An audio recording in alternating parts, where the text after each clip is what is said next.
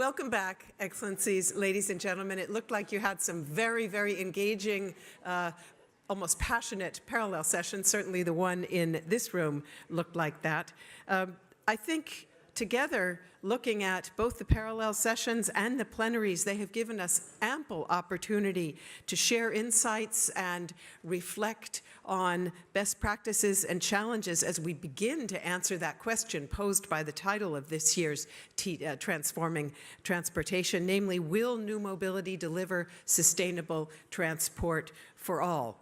One thing is certain, and we've certainly heard it repeated in a number of the different discussions that I've hosted, that if new mobility is to deliver that, it will be absolutely crucial that human capital is part of the process. And that's why we have chosen to focus this final plenary, Plenary 5, on two aspects of the link between people and the transformation of transportation.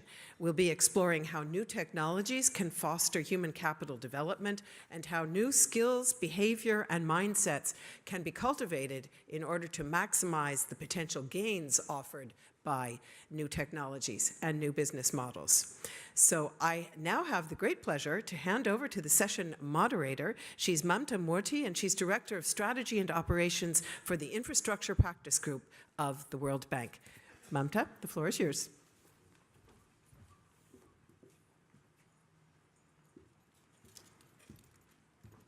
So thank you very much, and welcome everybody to the final plenary of TT, as we call it. We've chosen to focus this final plenary on human capital, and the idea is really to excite everyone about the potential of transport to contribute to human capital development. So we're going to take a somewhat unusual approach. We've got two panels. But don't worry, this is not about speeches or presentations. This is really about having an interaction on exactly how it is that transport can contribute to human capital development. As those of you who are insiders to the World Bank know, human capital is the thing that we are trying to really focus on at this point in time. And it's not a focus that's to the exclusion of other things. It's really about incorporating human capital and thinking about human capital into the things that we do. And why do we want to do that? We want to do that because the world is really changing. I know it sounds very clichetic to say that, but you know, if you just think for a moment about the transformation that has occurred in the last 10 years in technology, in the way we do things. You know, we didn't have iPhones 10 years ago, if you think about that. I am old enough to remember when the internet was invented, or rather the internet became a common thing. I mean, that was 1998. And I remember listening to Bill Clinton saying, oh, the information superhighway is going to be at your doorstep. And I said, yeah. I mean, how is that going to change things? But the past 10 and even the past 20 years have really transformed the way in which we do things, the way we think, the way we move, the way we interact with each other, the way we connect. And all of that means, for those of us who work on poorer and developing countries, all of that means that the way in which people are going to earn their livings is changing dramatically. And if people want to earn their living and, you know, have a prosperous life in which they can provide for themselves and provide for their children, if they want to do that in this changed world, well, they're going to need different skills. And that's why we're trying to emphasize human capital development here at the World Bank, because the countries that we focus on, the poor countries of the world and the poor people of the world, are going to find it very difficult in this changed world if they don't have the skills that they need. Now, how do they acquire the skills that they need? Well, they acquire it by when they're kids, actually even before they're kids, when they're conceived, if their moms are well nourished, when they're born, if the moms have access to postnatal care, and if the kids have access to sort of the basic kinds of health interventions that they need. They acquire these skills if their parents talk to them as kids, and if their parents know how to engage with them. They acquire these skills if they're breastfed. They acquire these skills if they have access to early learning interventions that prepare them for school. They acquire these skills if they go to school, if they finish school and they go to university, if they can continue to learn on the job and so on. You see where I'm going with this. So skill development is a complex thing that starts at conception and continues all through life. And in order to have access, in order to have this skill development, people need the very thing that your group focuses on, and that's transport, connectivity, and infrastructure. And what we want to try and do, what we want to try and tease out in today's session is really two aspects of this skill building through access to transport infrastructure and new mobility, as it's being called. And the two aspects are really mobility and new mobility as an enabler, as something that allows people to get the skills that they need, and new mobility as something that can be grasped through changing the way in which transport professionals think about what they're doing and how they are enabling connectivity. So the first session will really be about this enabling. And the second session will be about what it takes, right? How do we have to think about these things? What are the skills that we as professionals need in order to allow new mobility to be an enabler of human capital? So with that, I'm going to halt for a moment, and we're going to have a message from our Vice President of Human Development, Annette Dixon, and she's going to say a few words. This is the only part where you're going to have to be passive and listen. But after that, we've got a very exciting lineup of speakers and panelists who will engage with each other, but also with you in developing these ideas further. So with that, somebody is going to project Annette. Okay, very good. Delighted to join you today for this session on transforming transportation in 2019. I'm sorry I'm only here on video, but I'm really excited that you are looking at the linkages between transport and human capital formation, because this is a critical linkage and one which we need to build on to ensure access to services which actually are critical for helping to build and sustain human capital. Because we know this access is a critical precondition for achieving human capital, and at the same time, the absence of good transport can be a real risk for human capital. Children can only get education and improve their skills if they're actually able to get to school. People can only stay healthy and contribute to their communities if they're able to travel to health services and to jobs. People and goods and information are all increasingly mobile, and the demands to connect all of these continue to rise. Meeting these needs through better, new, innovative mobility solutions have a real potential to improve the lives and livelihoods of billions of people. For this reason, I'm really excited about your decision to make human capital development a focus of Transforming Transportation 2019. Strong transport systems allow people the opportunity to thrive and meet their full potential. But there's an inverse relationship as well. When transportation is not reliable, not sustainable, human capital suffers. For example, inefficient and unsustainable modes of transportation are a leading cause of air pollution and pose a major environmental risk to health, including to stunting. In 2016, outdoor air pollution was estimated to cause 4.2 million premature deaths worldwide per year, and an estimated 91% of these premature deaths occurred in low and middle-income countries. Similarly, unsafe transport can destroy lives and force vulnerable populations into poverty.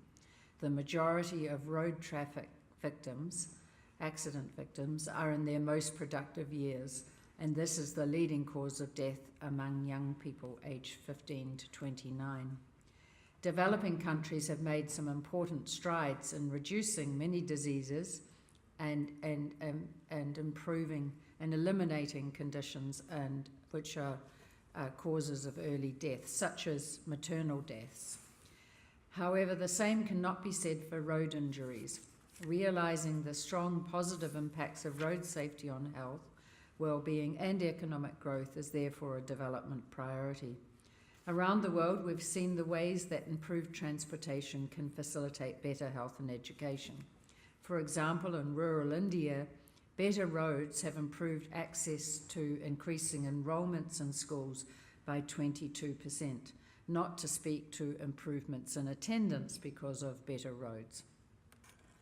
In Ethiopia, an ambulance referral system continues to save the lives of mothers and babies at a cost of only $25 per year per life saved.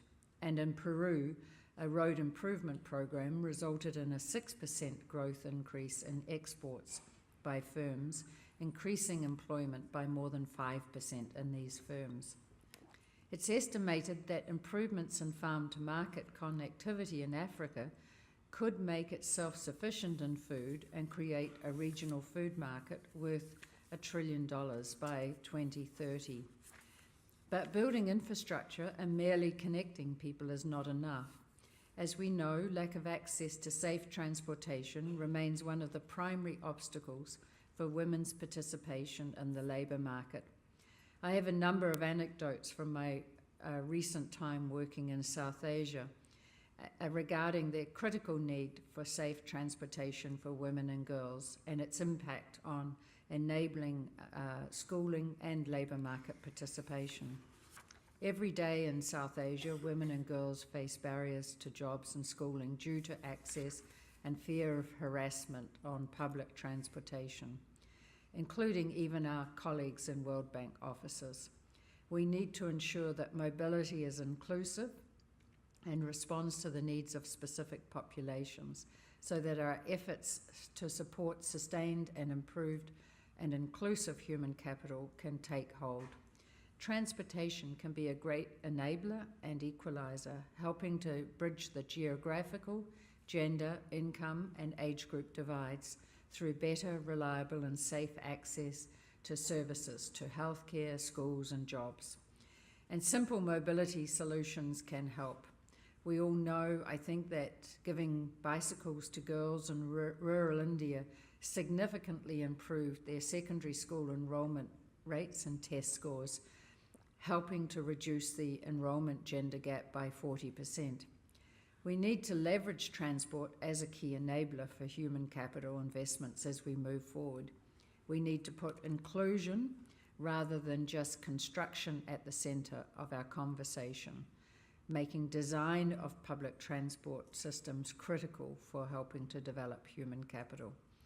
Ending extreme poverty and boosting shared prosperity critically depends on transport that ensures and secures these basic human needs. I'm really sorry I'm not able to be with you today. I think you'll have a great session. I really look forward to hearing on the outcomes. I know my team will be with you, and we will continue to partner with those of you working in the transport sector to ensure that our work together can help to support human capital development across the whole world. Thank you.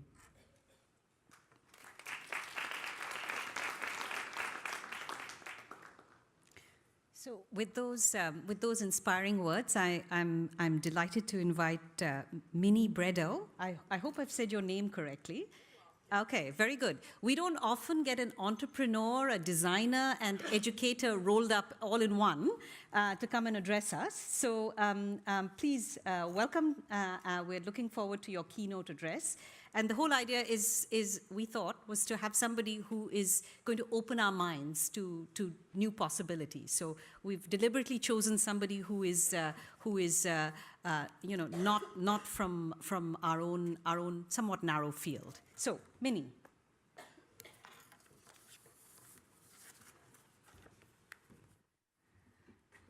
All right. How's everyone feeling? It's Friday. Good. I'm impressed to see how many of you are still here. That's exciting. So I'm Minnie, and today I'm going to talk to you a little bit about how human-centered design can be used to build human capital and pave the way for new mobility solutions. A little bit of context about me. Oh, there we go. I currently work as a designer who creates service designs and focused completely on social impact and building human capital. So quite simply, that means I create services that empower people, and my focus is generally on underserved populations or people who don't always have their voices heard. In the past, I've been doing this for 15 years. Before I started my own company, I was a creative director at an organization called IDEO, which is an international firm focused on innovation. Projects of mine have ranged from multinational reproductive health program for teens to a digital coaching platform for young adults who are entering college for the first time. Most recently, I founded an organization called the Purpose Project, which is a national program piloting across the country focused on helping high schoolers achieve agency and self-advocacy. When we talk about human capital, I think one thing we often think of is health and education, and that's true. One of the big focuses I've been thinking about a lot the past couple years is what is social emotional learning? How does psychological needs play a role in that? And one of the things we're seeing with high schoolers across the country right now is they're feeling less connected to agency and to their goals than ever before. So how are we giving that back to them? So needless to say, this topic is near and dear to my heart. However, when I came into this conference, my bigger question was, okay, how are we defining mobility? And one of the things that is interesting to me in listening to some of the things that that I've heard throughout the conference is it really can improve quality of life, but the definition is evolving. So mobility is many, many things, right? Mobility is data. 5 years ago, for example, Waze started using crowdsourcing to think about how we observe traffic patterns. And now we're seeing across mobility and many, many other sectors that people are actually getting to situations quicker than anyone can outside of the sort of individual. So Waze just launched the CCP, the Connected Citizens Program, to actually help them when first responders are trying to come to an issue. People are able to catalog the site before they even get there. Mobility is service design. This is the cover of New York Times, of the Time magazine a couple of years ago, which I think is funny. The service economy is changing the way we're thinking about ownership. So ownership is paving the way, or access is now paving the way instead of ownership. We know that our infrastructure is changing, right? I worked on a project when I was at IDEO focused on how are we thinking about drones in new ways. And drones, when they first started becoming ubiquitous, had this very kind of nerve-wracking omnipresence above us. What are they doing up there? But actually, as probably many of you know, they're not just about delivering your Amazon package. They're actually about a resource delivery for many things, especially in the medical field right now. Mobility is ubiquitous access, so certainly infrastructure and roads and vehicles are one of many ways to connect people, but mobility is no longer necessarily defined by physical accessibility. With the rise of tele-industries, highly skilled professionals can be in the most remote reaching village in an instant. Mobility is long-term impact, right? So the circular economy is now emerging as something that we all need to be thinking about in every industry across the board. Renault, for example, I think just launched a really interesting product concept, which is the first vehicle that has an engine that is designed to be replaced and extends the life cycle of that vehicle for up to 5 times as long. And then, as many of you know and probably are very, very intimately connected with, mobility, more people are becoming mobile, right? And that's the whole point of this plenary. So with the rise of these new demographics, how are we designing with their needs top of mind? So what I'm going to really focus on today as we kind of kick off our speakers is how might we design for new mobility with deep empathy for human need. And just to caveat, I think of all of you as designers. It's easy, design can get a bad rap, like how, designers or fashion designers or, interior designers, it's kind of this elitist term, but actually all of you are designers. You're designing things every day, a product or a program, a system or an infrastructure, a business model or a technology. You're all working to create an innovative push innovation forward in this space. One sort of way of thinking about innovation that has helped me a lot as I try to talk about innovation, which feels like a very kind of nebulous topic with clients and collaborators alike, is thinking about what are the components of innovation. So every good thing that we launch into this world has to be viable, right on the bottom. It has to have a business that supports it. We also need to think about how it can be feasible, meaning the technology has to be there for something to enter this world and sustain. But most importantly, we need to be thinking about the human need. And I'm going to talk a lot more about this, but empathy is really the way for us to get there. I'm going to give you a couple of quick examples outside the mobility world just to kind of paint the picture. So this is a challenge thinking about how do we improve the patient experience inside hospitals. This is Christian, one of my coworkers. And he could have done the research from his desk. He could have read about the challenges with the patient experience in hospitals, but he actually checked himself into a hospital and strapped a camera to his head to document what that whole experience might feel like. And his footage, probably not surprisingly, looked a lot like this the whole time. You know, being in a new place, in an uncertain environment, not knowing what your diagnosis is, and you're sitting there looking at the ceiling the entire time. So this is actually a recipe for a great design challenge. We're actually able to articulate the needs through experiences and not through the abstract. Another quick example that I think is interesting is actually in the financial space. So a couple years back, we were working with a company to think about improving people's saving habits, a big thing both in emerging markets and in our own country as well. We interviewed dozens and dozens of people who were struggling to save, but one of the most interesting observations came when we were watching someone pay their bills and they had this interesting habit of rounding up just because it's easier, you write one number and you're done. This insight actually resulted in a national program called Keep the Change, which is a debit card which essentially rounds up every time you use your debit card.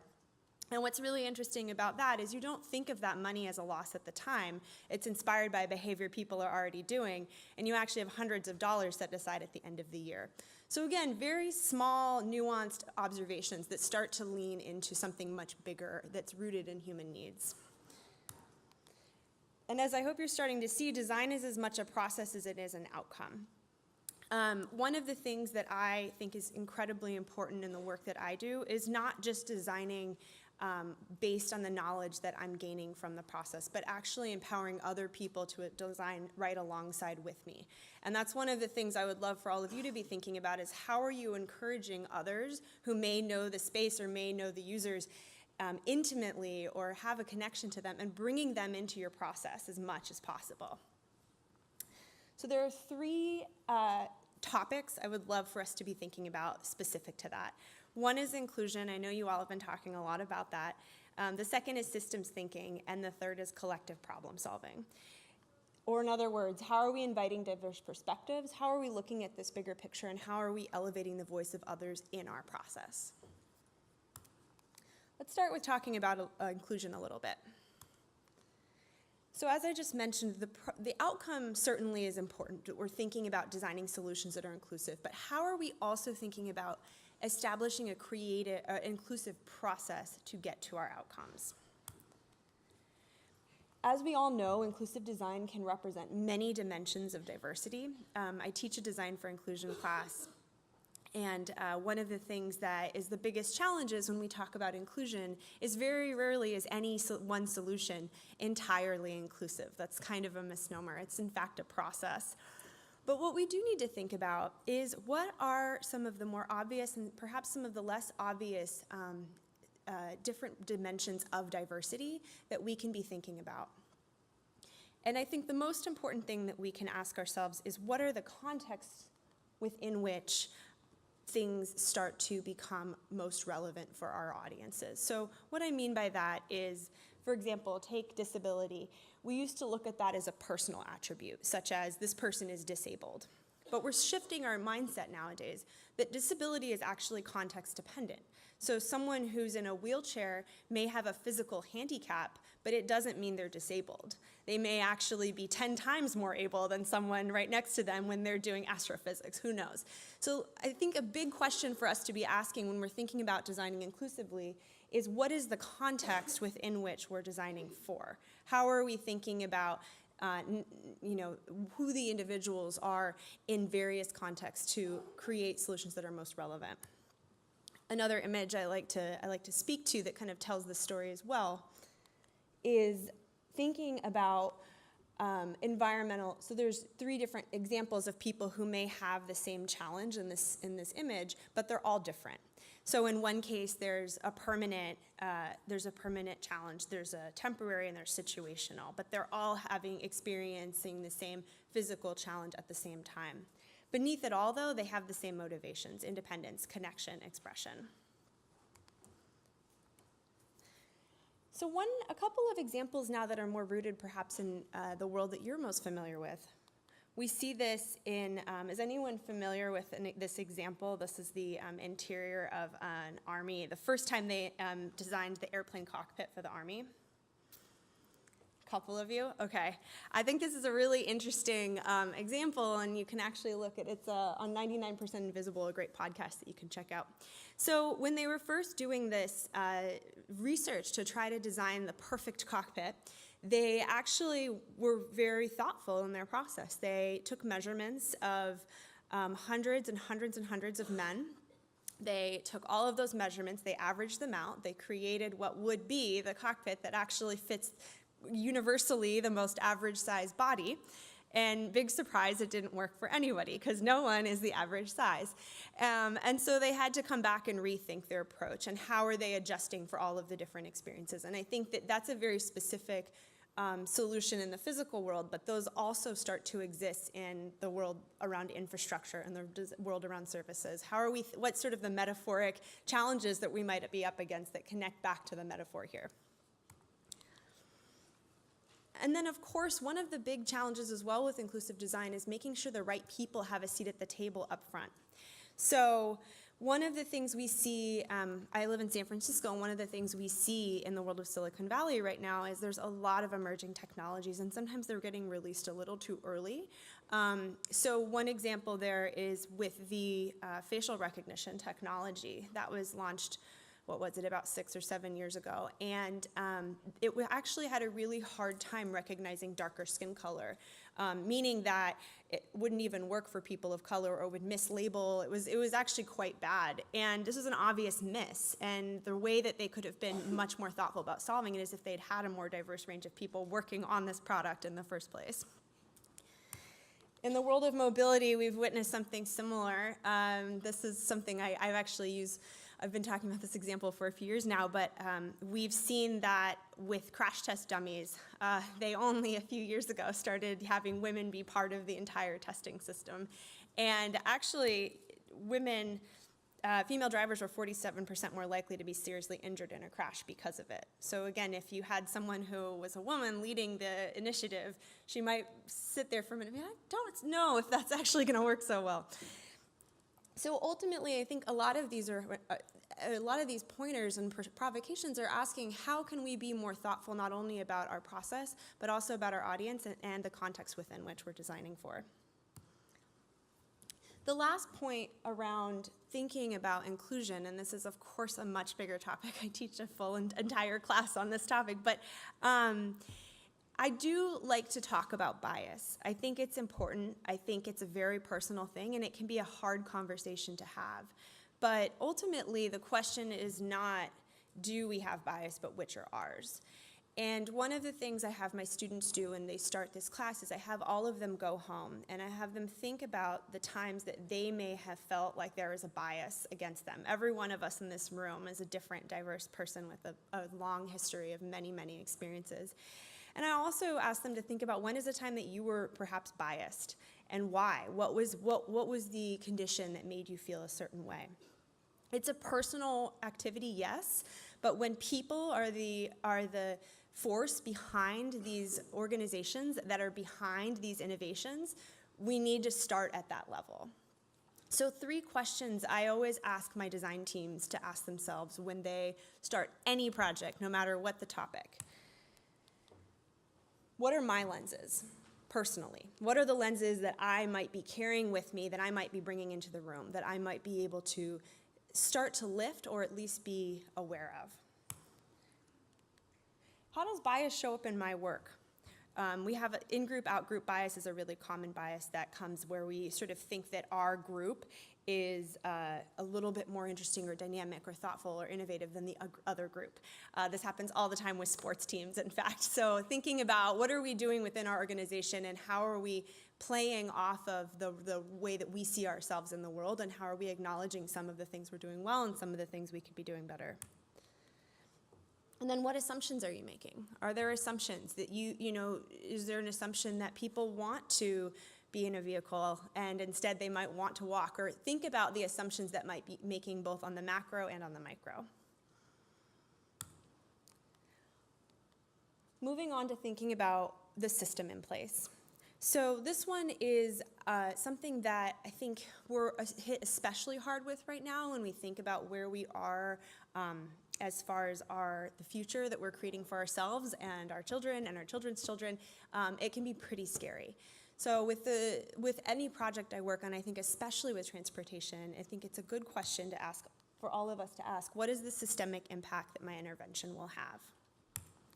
Or in other words, what are the unanticipated outcomes of disruption? So no one would agree that ride-sharing economy isn't innovative, but there's certainly been some negative systemic impact as well. I actually was collaborating with Uber last year, and they were asking me to help them think how drivers can rebuild stability in a community, something that many of them have lost from having to transition to this new economy. And in some ways, there's also a bigger impact that some people may use public transportation less, which in some cases means less funding. So again, is this going to stop? No. But if we're putting in new interventions that we think are innovation into the world, ask the questions that could also be the outcome of some of these bigger interventions and the impact they could have.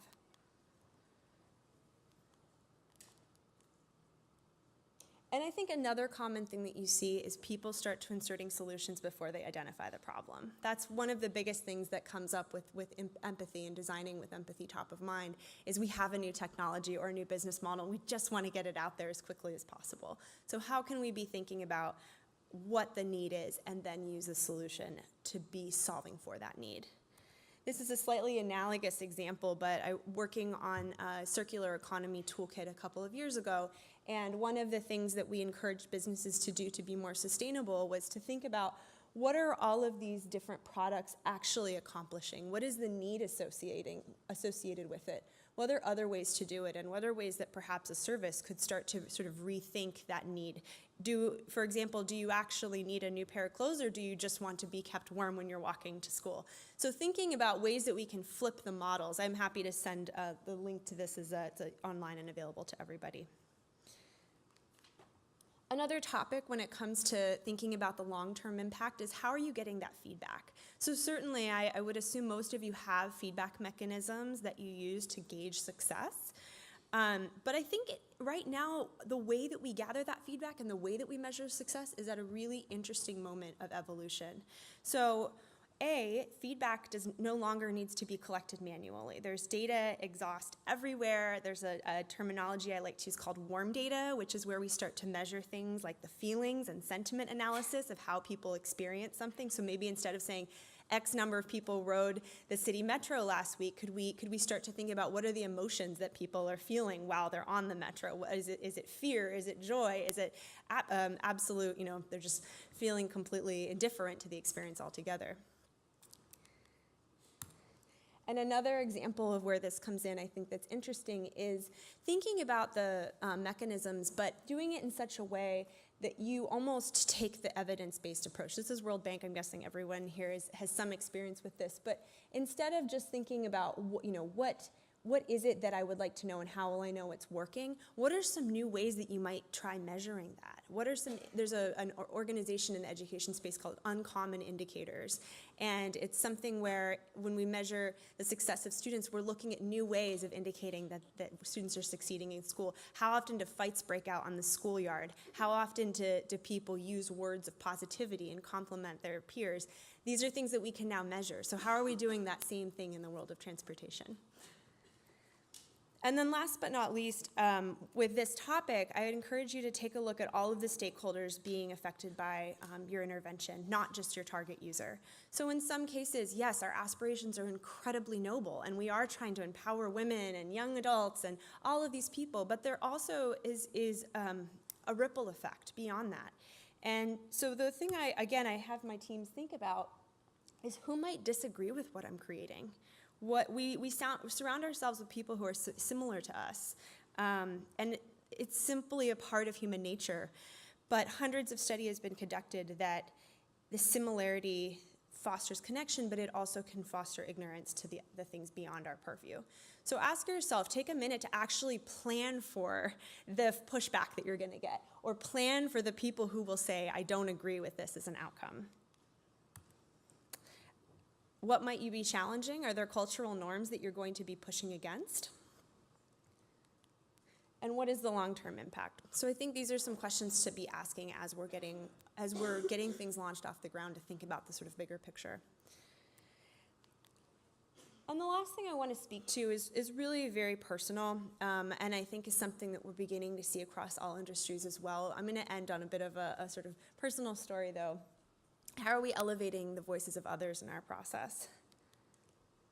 So yes, we are all experts in our industry. There's also a lot of people that know the space intimately, and we have the opportunity to be enablers. So I say to people when they ask, what does a designer do? I say, yes, we create solutions and we problem solve, but it's also our job to be enablers. We're supposed to help other people use creative processes to design and to solve things as well. In other words, design with and not for. So the quick story I'm going to share with you was actually one of my first projects. I think I was about 23 when I worked on this, and this was with the Girl Effect, a network and organization of empowering young women. And the task was to empower young leaders around the world and design some type of program or service that could do that. I joined, I was so excited. I was like, I'm going to travel all over the world and get to see all of these incredible young women, and hopefully I can inspire them. And there was some truth to that, but ultimately it wasn't about the solution or the program that I was designing that was going to solve it. In fact, they weren't even that interested in me, right? They were more interested in the Oprahs and the Beyoncés of the world. I was kind of like, okay, you're a nice lady, but what are you doing here? And moreover, you know, some of these topics were not topics that one person or even one team or even one organization can solve. This is big systemic stuff. And so we had to rethink our entire approach to designing this program. And it coincided with a day that one of my co-facilitators was sick. And Rose, who was 17 at the time, was like, hey, I can step in. And she did it beautifully, and it was incredible. And she said, you know what, I think we can run this now. We've been watching you guys for a few weeks. I think we're good. And I said, all right, let's try it. And so we got her trained. She brought a few of her friends, and the whole community basically stood up and ran the whole program. And we got to essentially sit there, watch, and say, okay, you're telling us what you need. All we need to do is take that and design it. We did this across other regions. This is Ruma. We went to Bangladesh. This was her running one of the co-design sessions. All of the girls were it became this what we called like a waterfall effect, where the ones that were leading then taught the other ones, and then they taught other people. Before we knew it, young women these are called their little wisdom cards, and they were building these wisdom cards to share with girls that weren't in the session so that they could learn as well, and it just started spreading and spreading and spreading. They started coming up with plans for how they can spread these leadership skills beyond the walls of their community, and so again, transportation could have been a great solution there.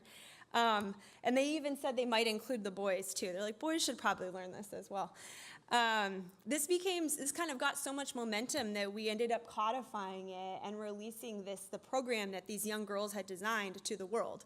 And I mean, we put their names on this programming because ultimately, like, they were the ones that knew, and we were just translating it with the craft and the skill set that we had as creatives. So I'll pause there after those three very dense points. I'll leave you with essentially, in order to build human capital, we must see the potential of humanity and shift our problem solving from functional to aspirational. So that's it for me. Thanks.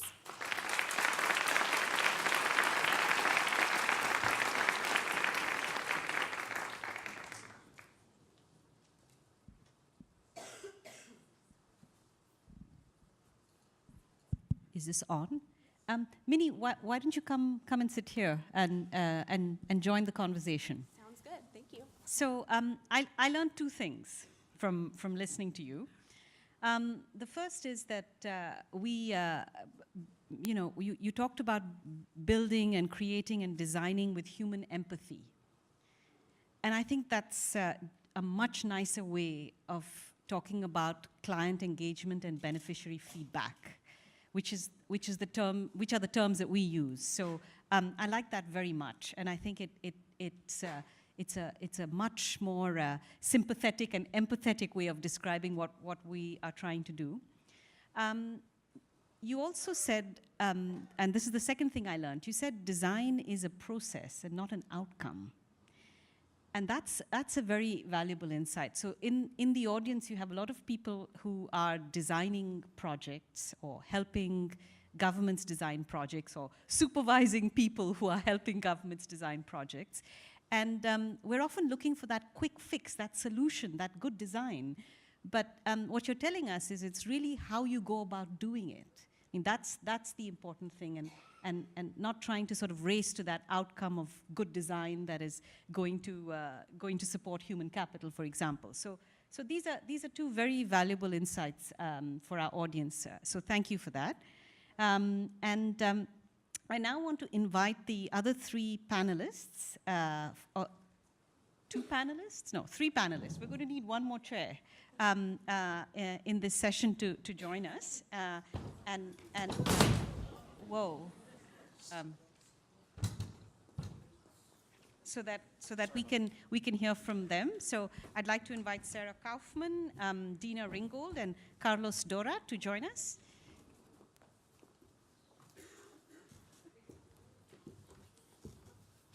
And someone should have given you a name tag. Oh, okay, very good.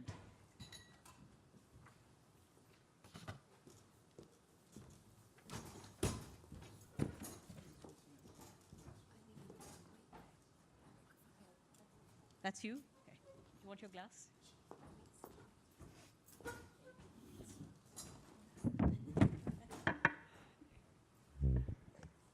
So with those insights on designing with human empathy and design being a process and not an outcome, I'd like to bring our three panelists into a conversation on how new mobility can enable human capital development.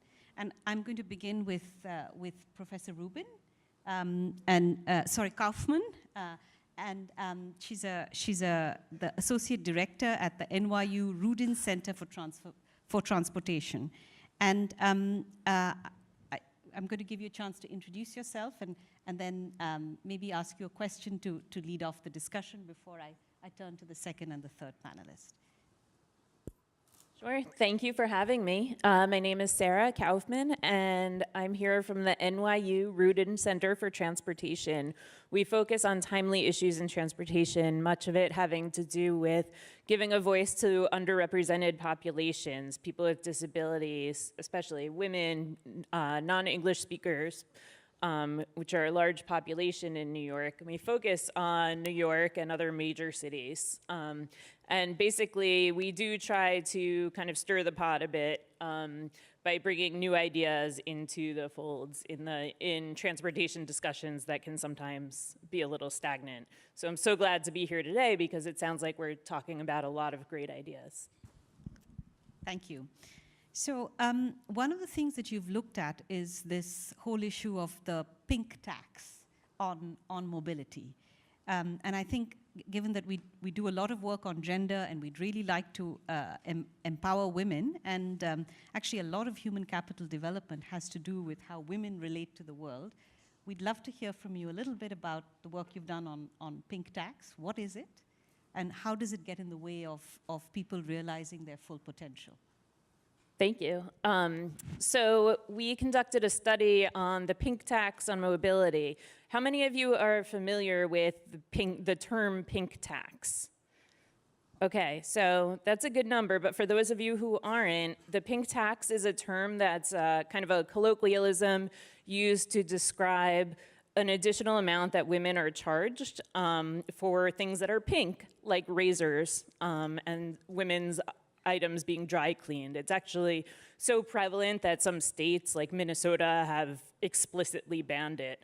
But I'm not saying, we didn't say the pink tax is women spending more money on the same subway trip. We're saying that women tend to spend more on public transportation and on transportation in general, and that's because they're spending more in their monthly nut in order to stay safe.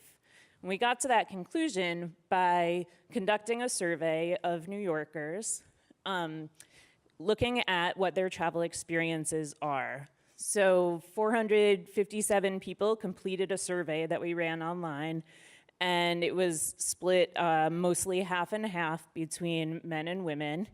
And we asked them, have you been harassed? Have you experienced theft on public transportation in New York City? And of the responses that we received, about 3/4 of women had said, yes, I have experienced harassment.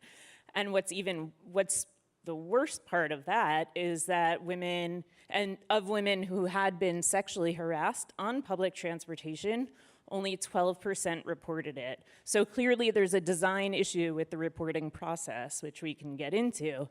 But the other thing that women are doing is that those who can afford to are taking alternative modes like taxis and rideshare and other app-based services that allow them to get home more safely. They reported in the survey that they perceive things like Uber and Lyft and Via as the safest modes for them, especially late at night. And whether that's true or not, it has been debated, but that is the perception. And what it amounts to is about $50 extra per month for these women in New York City. That's not an insignificant amount. And what it also amounts to is that many women cannot afford this extra fee. And so what it results in is women not being able to participate in a lot of jobs in New York, which is a 24-hour economy. So there are a lot of overnight jobs, similar to many other cities: hospital work, janitorial work, nightlife, Broadway shows, bartending, things that require late night work that would require traveling late at night on public transportation or spending a good portion of your paycheck on taking an alternative mode. So it results in this employment mismatch between women and jobs that are available to them, and also employers and potential employers lose out on potentially high quality applicants because they cannot travel safely to these places. Thank you. Designing with empathy in this context would mean designing transportation, especially public transportation, in a way that it was safer for women to use, and so they wouldn't have to get onto the more expensive alternative of Uber and so on. And just to link it to work that we're actually doing in one of our member countries, in Jordan, under a loan that we are giving the government. One of the triggers, if you like, we don't say conditions anymore. One of the triggers is to work on a public transport policy that would make public transport both more accessible and more safe for women. Now, I don't know if it's what the government has proposed and what we're advising them is really empathetic and will do the job. I don't think we can discuss that here, but I think that would be a very good application of what both of you have just talked about. It's an issue that is very, very relevant to the urban areas in the countries that we work in. So with that, I want to turn to Professor Carlos Dora and bring in another dimension which hasn't been discussed in this panel, and from what you said to me earlier when we met, hasn't been discussed at all in the past 2 days of TT, and that has to do with health issues, and health issues that are related to mobility solutions that all of you work on. And so Professor Dora, can I ask you a bit about the WHO work that you have been involved in and the relationship between air pollution and human capital? Sure. I had brought some pictures. I don't know if you can show them. I think what I want to say, I understand the pictures are quite riveting, so if there's some way in which we can show them, I would Anyway, encourage that. it's a bit of blood and some lungs, tissues I left with that. Anyway, this morning. I enjoy what the keynote was saying in a very different way. The way I was thinking was about inclusion, system thinking, and collective problem solving, but from a very different perspective. Drawing on my experience as a doctor and as a public health person who works mostly in Africa, Asia, Latin America, and other places. I'm originally from Brazil. And the connection with, and I think it's a fortunate connection with human capital, and how is it that air pollution and health are good entry points for the kind of system thinking and engagement in transformations which have to do with the transportation system, but which is very linked, as we saw extensively in the conference, with the way cities are planned, how much you have access to green areas, how much pedestrians and cyclists are protected. And that whole connection, which is not only with access to health services, is really the kinds of environments that you're building, and how is it that it affects directly human body, and how is it that people, and I was using the example of mobile air quality monitors as one of the ways that people are engaging to get hold of the information that perhaps is escaping them because some government is keeping it away or it feels a sort of security threat or whatever. And how is it that that can be a mechanism for engagement and transformation? So what I would say, thank you. That's very kind of you.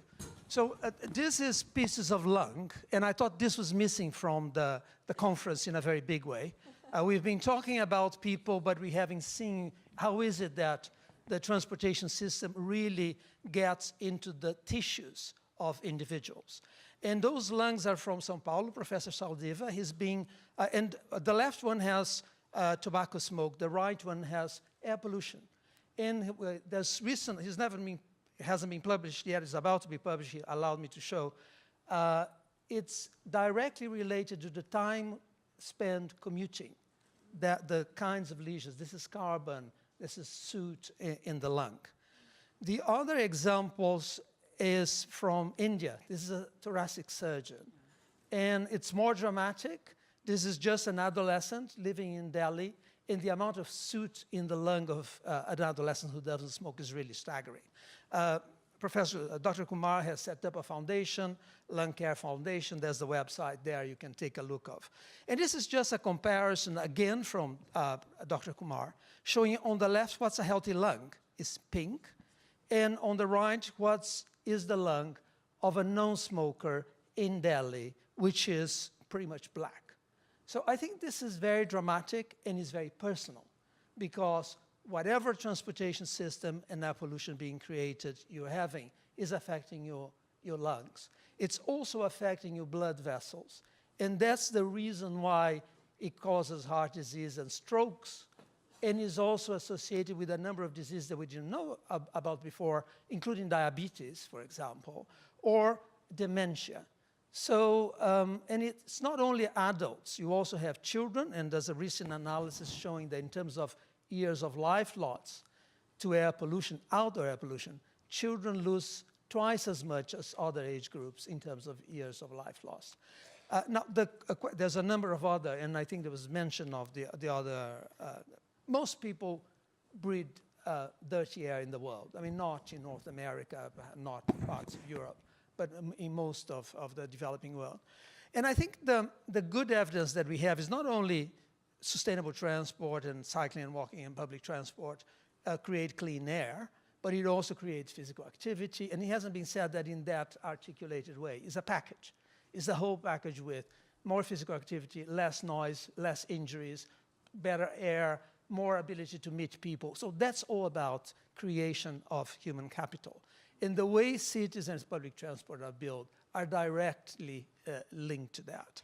So I won't go into that. This is just to say that we have models and scenarios to estimate that, which are quite. But I finalize with this business of the air pollution monitors. It's not that they're perfect. They're far from perfect. There's ways of using them which makes them better.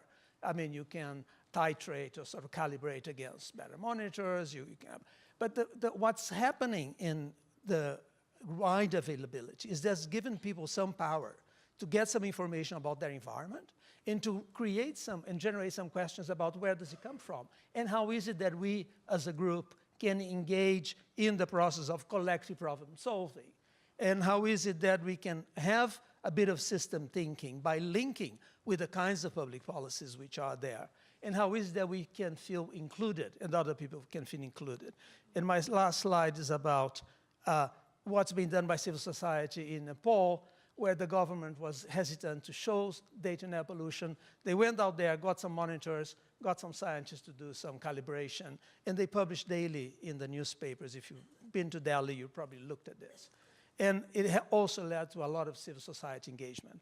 So I'll finish there because I think there's, in public health, there's a number of other ways that people can engage. But the fact that it affects your blood in a very direct way, the fact that you can track the results of better policies, you'll be having improvement in acute health impacts very soon after you've taken those policies. So by linking the data, and we are now at the moment of data linkage, and it's very easy to do that, and the health system is very rich with data. It doesn't get connected with other things necessarily, only gets connected to payment of services. But it's, and we've been experimenting with that in the WHO. I'm now not anymore WHO, I should have a disclaimer, but this was done as WHO. So I'd say that the ability to use the new technology to track the links with pollution and with health in public policies are one of the triangle which will allow us to do more collective problem solving, systems thinking, and better inclusion. So that is my 2 cents of advice or wisdom. Thank you very much, and those pictures are indeed both bloody and riveting. I spent 2 weeks in Delhi over the Christmas break, and now I'm worried about what my lungs look like. But that aside, you've pointed to 2 very important things. One is this whole issue of air pollution, and air pollution being a very local issue and one that touches people very viscerally. You know, sometimes when we try to make the case for mitigation of various kinds of emissions, you do get the reaction from a government official in the country, well, this is about global warming, and we didn't create the problem. It was created by, you know, the developed world, and, you know, why should we do anything about it? Well, the local impacts are, you know, really what are very real, and that's the way to make the case, I think. And thank you for that reminder. I mean, I think we do need to discuss the local impacts of air pollution on human capital. But you also gave us a very useful reminder on collective action, because the issue of local air pollution is not something that can be addressed by one ministry or one agency. So the city that I grew up in, New Delhi, has been transformed in the past 30 years. When I grew up in the 1970s, we would walk everywhere, and we could actually sleep outdoors in the summer because the air was very clean. Now, when I go to Delhi for my Christmas break every year, nobody's walking around, and if they are, they're trying to sort of cover their face with a mask, and nobody's sleeping outdoors. I go in the winter, but in the summer, nobody's sleeping outdoors because the air quality just doesn't allow it. And it's a combination of many things. So it's the transport system, yes, which is generating exhaust, but it's also crop burning, which is happening, you know, the way in which the fields are cleared for the next crop. There are 2 crops a year in North India. The way the fields are cleared is that once there's the harvest, the fields are actually burnt. And that puts a lot of exhaust into the air. The third issue that's causing pollution is construction. There's a lot of construction dust. and the regulations for keeping, you're supposed to water a construction site 5 times a day or something to keep the dust down. That's not happening. So if the city of New Delhi, which is a metropolis of 20 million people, so it's bigger than many countries of the world, if they actually wanted to address the issue of improving local air quality, you have to work across agencies and across ministries. And that's actually quite a hard thing to do for governments, right? They're not terribly good at coordinating things amongst themselves. And it's actually a very hard thing for the World Bank to advise on if we wanted to, because we're not terribly good internally in terms of coordinating amongst ourselves, right? How many of us who work on transport are talking to the guys who are working on agriculture and might be able to talk about the burning of crops, and then we have to talk to all the people who deal with the regulation on construction, and often that doesn't happen. So I think there's a lesson there for us in the issues that you're raising. If we want to talk about systemic change, I think it does involve a change in the way we work and in our own mindset. And if we can't do it, and we're actually quite a small organization compared to a government, you can imagine how hard it would be for us to try and have a dialogue with the government on this. One aspect which is important, which is the fact that pedestrians are a large portion of the transportation system, and there's very little agency, or there's very little economic interest behind that. And I think because transportation is closely linked to exposure to air pollution, I know there's other sources, but transportation is very important for exposure. I think that would also allow for pedestrians to organize and to articulate their position, because this is one of the failures of the system, because there's no economic interest behind who's behind the pedestrian. So themselves, they have to have a way of coalesce and articulate their points.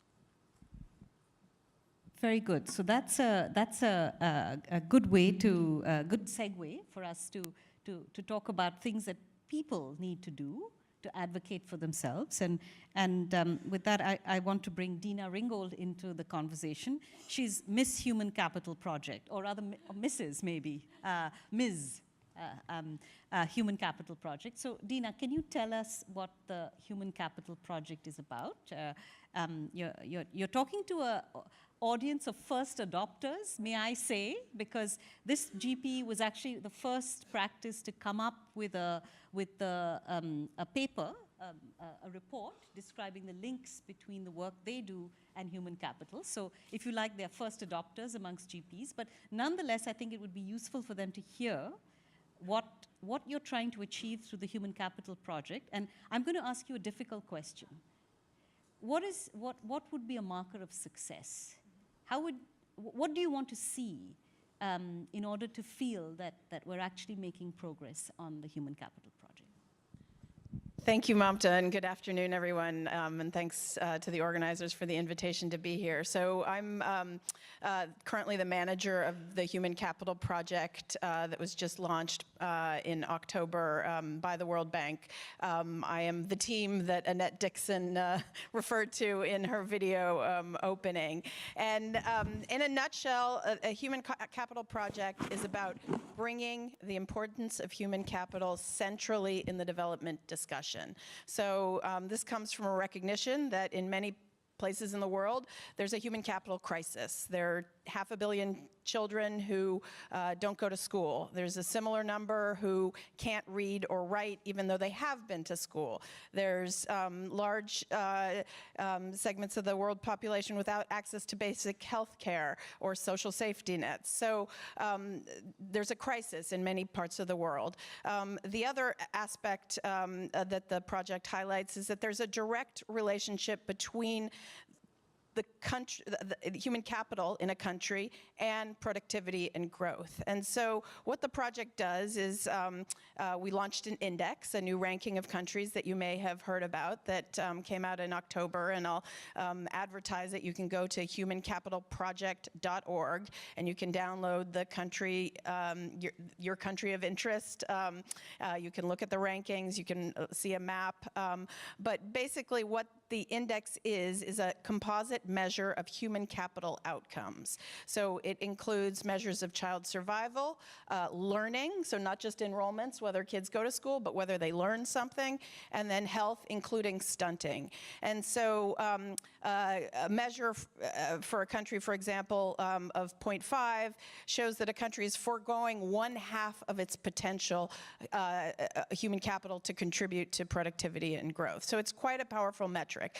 And what we are doing with the project, and this is getting towards Mamta's question, is not just launching numbers, but actually trying to use this to launch a conversation about what it will take to move these outcomes and to accelerate progress on human capital. So we built a process of country engagement. We have about 45 countries now across the globe, across regions, income levels, et cetera, who have signed up to be part of the project through a political commitment to improve human capital. And I think what has been important about the conversation at the countries and then also internally within the World Bank is that the project highlights the fact that this is not about a health action plan. This is not about the Ministry of Health or the Ministry of Education. This requires moving human capital outcomes is multi-sectoral.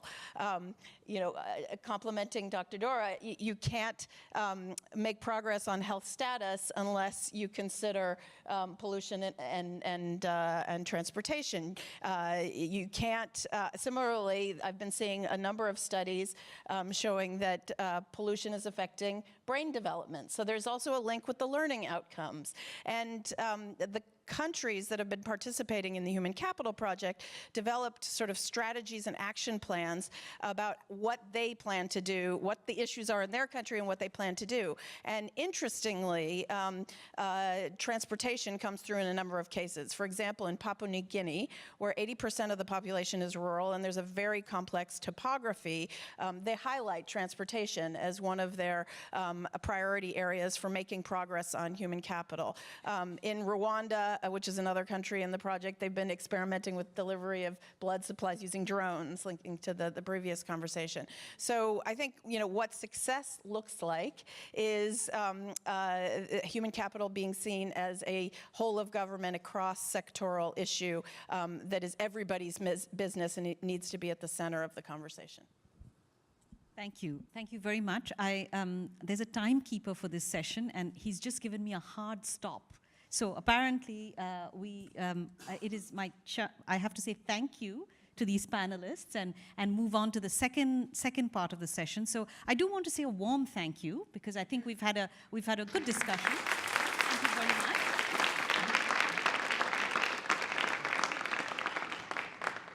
And we are now going to turn over to our second panel.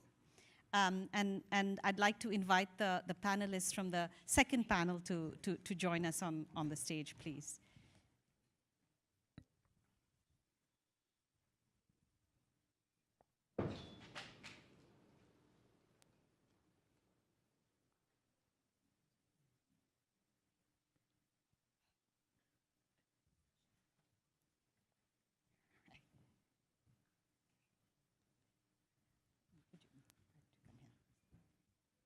Welcome.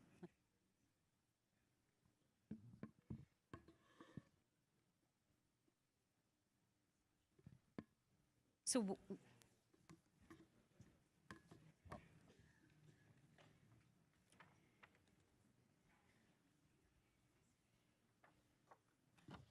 a very warm welcome to our second panel. So just a quick recap.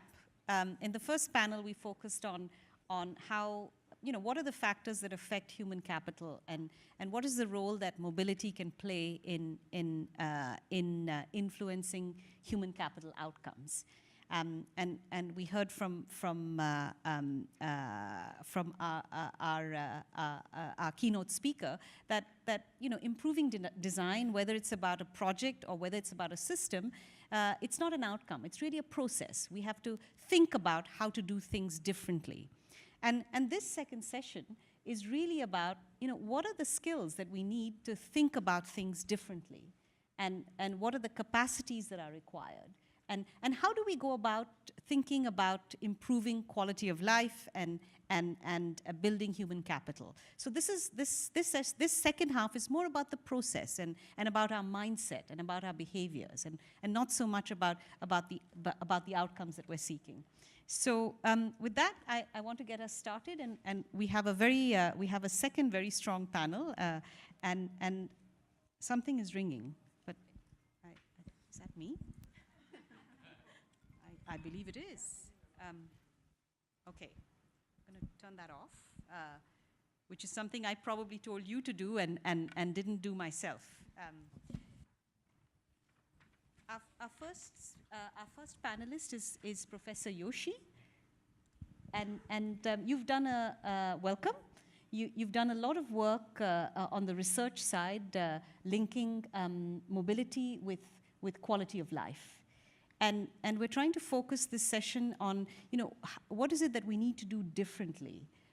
What are some of the models we could use? What are some of the ways in which we could think about this issue? And I'd very much like to hear from you on this. Thank you. Yes, start with quality of life, right? Mobility by the keynote speaker excellently explained. I was very much fascinated by your speech. In my sense, very close to her. Mobility is, of course, related to accessibility. And mobility is freedom or chance to access various values for life. That is, imagine we are living here in this district. Here we have kindergarten, but no shop, nice shops. But here nice shops, here hospitals.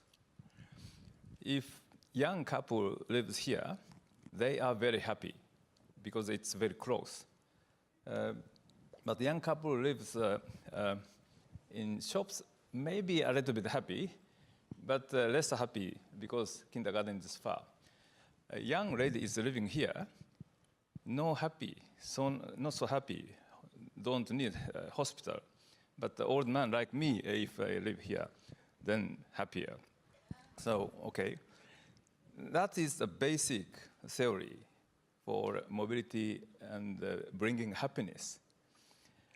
Now, for different person, different infrastructure should be interpreted very broadly, not only physical road or physical railways only. Okay, everything, every means to access, including, of course, walking. Okay. So, by very simple potential model or gravity model, we can measure the happiness for me, for old man, living here, how different. Or the same place, living myself and the young lady living, how different happiness is. So that is the basic idea. Then, looking at the past trend of developing countries' improvement of transport, that was so bad. What is bad? Very wrong, because we started with infrastructure. I'm afraid I'm a civil engineer, okay? I'm a civil engineer. Many civil engineers like to construct everything. No, that's wrong, okay? We have to start with person. Then each person needs what?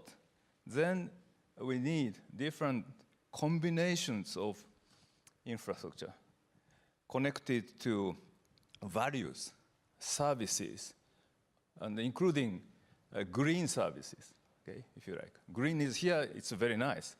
But with green is 1 hour distance, it's also nice, okay?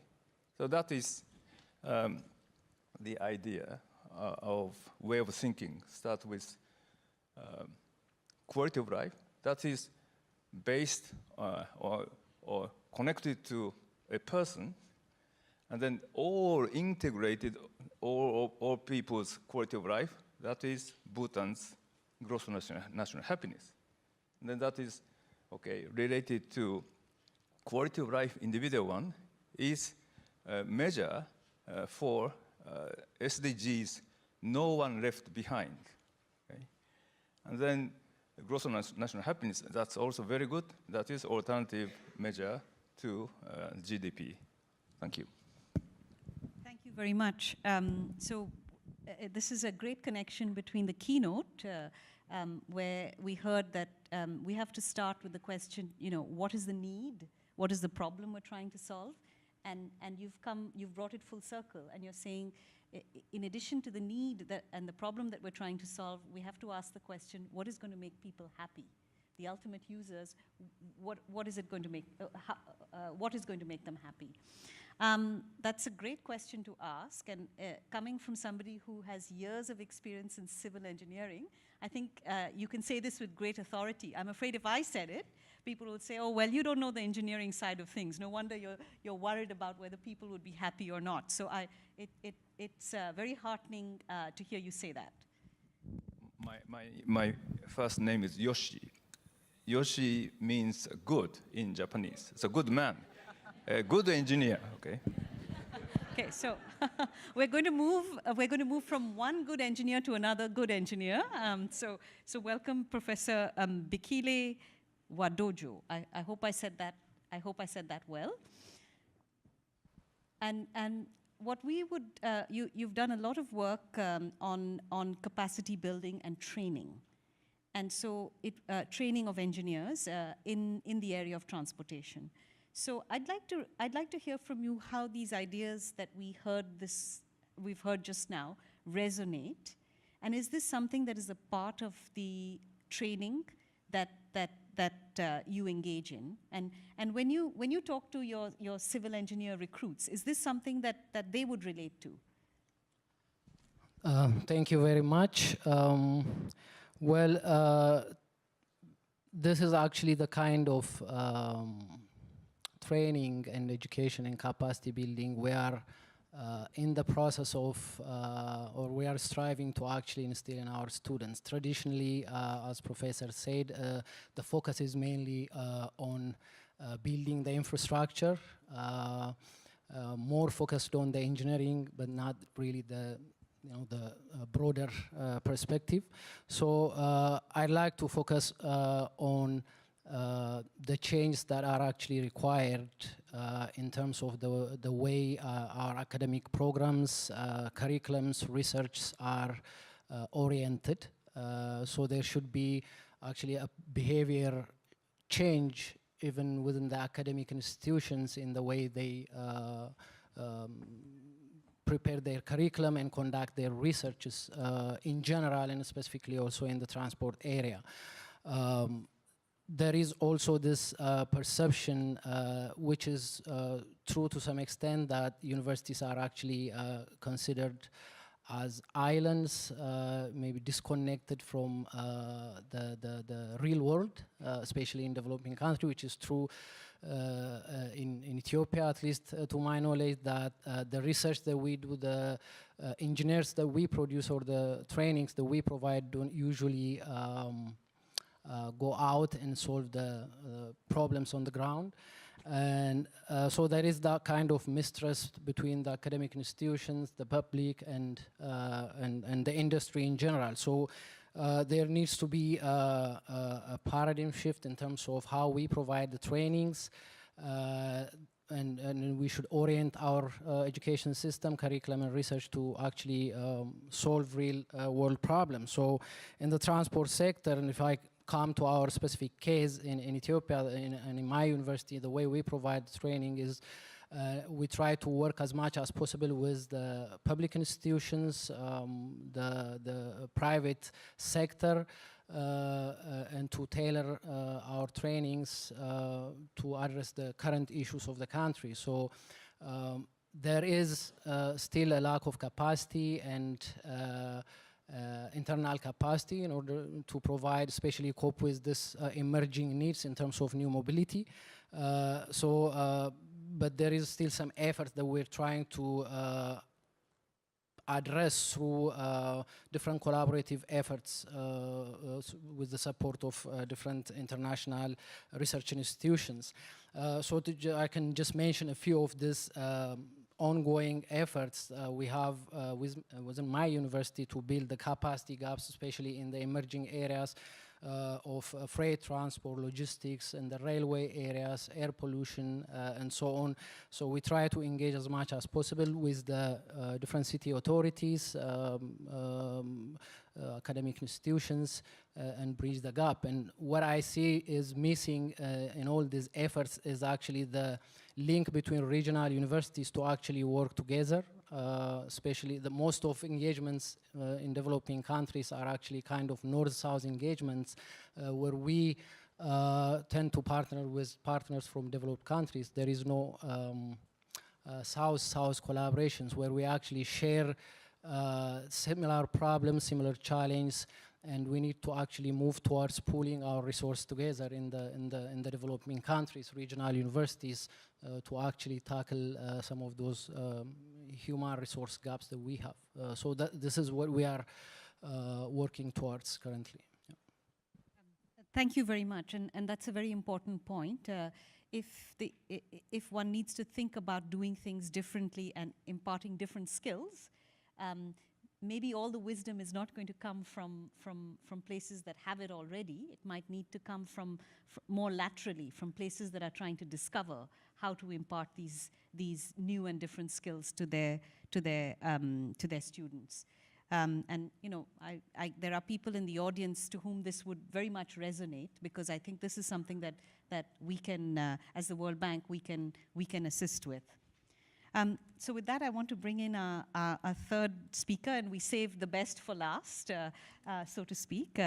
And I'd like you to comment. You have a diverse range of experience in academia, in policy making, and I'd very much like to invite you to speak on this issue of what are the different skills and mindsets that we need to make new mobility more empathetic. Well, I think we have to face two big challenges, which is first the digital transformation, and the second one, of course, is environmental transition. And when we talk about digital transition, digital technology brings a revolution in transportation.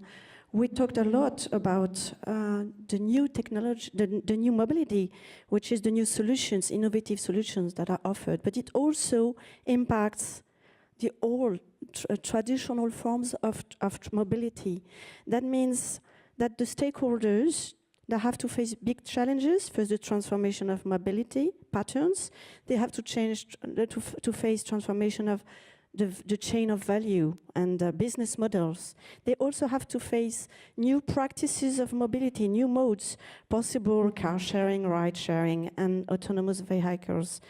And also, we know there will be a transformation of the traditional jobs, like customer relations, like maintenance, like investments, planning, and so on. So that means we have to offer both to high-level technical and managerial programs for professionals. They are already professionals, and they need to gain new skills to deal with these transformations. And therefore, we need advanced master degree executive education, I would say. And also, we have students that will be the future engineers, and they have to be taught about all those through our engineering program. So training the new generation of transport young leaders, that requires, according to us, two approaches. First, of course, there will be theory. We need to know about data processing. But we also need a lot of practice through project-based training. That will be the condition to bring autonomy and takes the students, and I really join many on that, contextualize the knowledge they have in specific cases.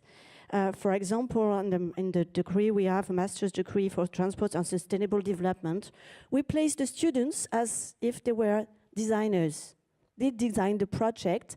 Usually it's a real order, so it's not theoretical. And they have to carry out a project, and they have to find out the key issue, which is working on the good articulation among the territorial approach, the economic one, the technical and organizational dimensions. It's more that, the articulation among all those fields, than optimizing one, which would be the classic reaction of an engineer. So the student invests also in the economic dimension, and it leads to business model approaches to adapt to the digitalization of the ecosystem. So if we think about the skills you were mentioning, the skills that are needed, there are many. We need, of course, education and practice and the quantitative processing of data. We need economic dimensions. They are central to develop the business model approaches. We need ability to adapt the projects to the context, including different types of financing sources. All those new mobility solutions, if they don't have a business model, after a few months or years, they stop. So what about that? We need also evaluation of an environmental impact. And when I say that, I want to mention the life cycle analysis, because this is a really powerful tool which includes all the environmental dimensions involved: greenhouse gas emission, of course, local pollution, impacts on water, soil pollution, and so on. And of course, we build infrastructures for decades, hopefully centuries. So we have to be careful to two key issues according to me: plasticity. Those infrastructures need to be able to adapt, to update over time. For example, capacity of a big infrastructure like a subway, because there will be rapid population growth. And also to maintenance. We only think about building, but then you have to operate and to maintain. And we have, for example, this big industrial group who builds and operates infrastructure, transport projects. And we have an eco-design share. And this eco-design share integrates, it focuses on analysis of the life cycle cost, and it supports the industrial group, supports an intensive course on this subject. And because, as you see, all the skills are many, we train to systemic, I also, many emphasis that, systemic and multidisciplinary approach, which means that our engineers should be able to take in account the multiplicity of actors during all stages of the project. And that's a point I want to emphasize, because that means we are able to combine engineering sciences, social sciences, and management. And finally, I think the key word is acceptability. Acceptability of the solutions, which means co-building with all the actors. And our future graduates, if I have a message for them, I usually come back on this, they need to be able to questioning more than certainties. Thank you very much. I heard two things which really resonated with me. One is articulation across different things that people need to know, and to bring them together in order to be good at a process of design that will deliver an outcome which is satisfaction of the consumer. The other thing I heard, and I don't know if I got it correctly, is plasticity. Yeah. Plasticity, and I think it applies to human beings as well. I feel we have to be adaptable. We have to kind of move with the times and think about what we're doing it and do it in an intelligent way, in a way that will make what we do last for a very long time. So thank you very much. Thank you very much for that. I'm afraid we've run out of time. I would like to keep on going, but I've been told that we have to close at 5 o'clock. So I just want to close with a few things that I learned and I hope you will take away from the session. I think we learned that mobility is a very important enabler of human capital, and we need to think about how we engage on the mobility agenda And we need to think about it in a creative way. There is no silver bullet, there is no answer. And good design, whether it's about the projects we work on or whether it's the systems that we advise governments on, good design is about the process. It's about including people in the way we think about the design. It's about giving voice to people who may not be heard. And it is about thinking about the bigger system and the articulation of systems, it seems to me, if we are to find solutions. I hope that's something that you can take away. That's certainly what I'm taking away. I also learned that it's a different mindset. It's quite a different mindset from perhaps what we are trained to do, but people are thinking about how to change this mindset. And maybe we can all engage in a conversation about bringing this changed mindset to the work that we do. With that, I'm going to stop. I want to really thank the panelists very much for your interventions, which were very thoughtful and thought-provoking, and certainly have left a full room at the end of an hour and a half. I think this is testimony to the quality of what you've had to say. I want everybody to join me in thanking both this round of panelists and our earlier round of panelists.